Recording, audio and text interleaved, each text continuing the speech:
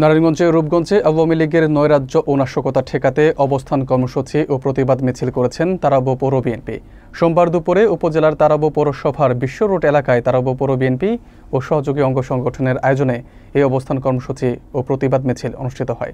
বিস্তারিত থাকছে মাকসুদুল হোসেন তুষারের প্রতিবেদনে। এ সময় উপস্থিত ছিলেন তারাব পৌর বিএনপির সভাপতি তাশিক হক ওসমান, সিনিয়র সহ সভাপতি রফিকুল ইসলাম, সিনিয়র যুগ্ম সাধারণ সম্পাদক হাজী মফিজুল ইসলাম, সাংগঠনিক সম্পাদক আরিফ হাসান আরব, তারাব পৌর স্বেচ্ছাসেবক দলের আহ্বায়ক আলতাফ হোসেন, তারাব পৌর স্বেচ্ছাসেবক দলের সদস্য সচিব নাইম ভুইয়া, তারাব পৌর ছাত্র দলের আহ্বায়ক রাজীব আহমেদ, সদস্য সচিব নাবির প্রধান, তারাব পৌর শ্রমিক দলের সাধারণ সম্পাদক ফজলুল হক, তারাব পৌর যুব দলের সাবেক সভাপতি মাহবুব ভুইয়া, সাবেক সিনিয়র যুগ্ম আহ্বায়ক হাফিজ আহমেদ, তারাব পৌর বিএনপির সাবেক যুগ্ম আহ্বায়ক আব্দুল হালিম ভুইয়া, ৫ নম্বর ওয়ার্ড বিএনপির সাবেক সহসভাপতি ফিরোজ প্রধান, ৫ নম্বর ওয়ার্ড বিএনপির সাবেক সাধারণ সম্পাদক কামরুল ভুইয়া সহ অনেকে।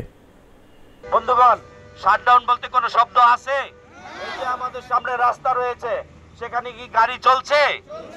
তো এই বাংলাদেশের সাধারণ মানুষ, আপামর সর্বশ্রেণীর মানুষ এই শাটডাউনকে ঘৃণা ভরে প্রত্যাখ্যান করেছে।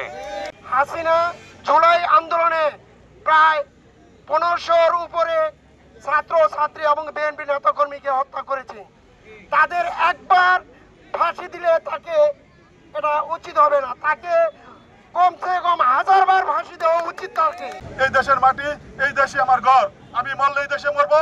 এই রায়কে কেন্দ্র করে যদি আওয়ামী লীগের কোন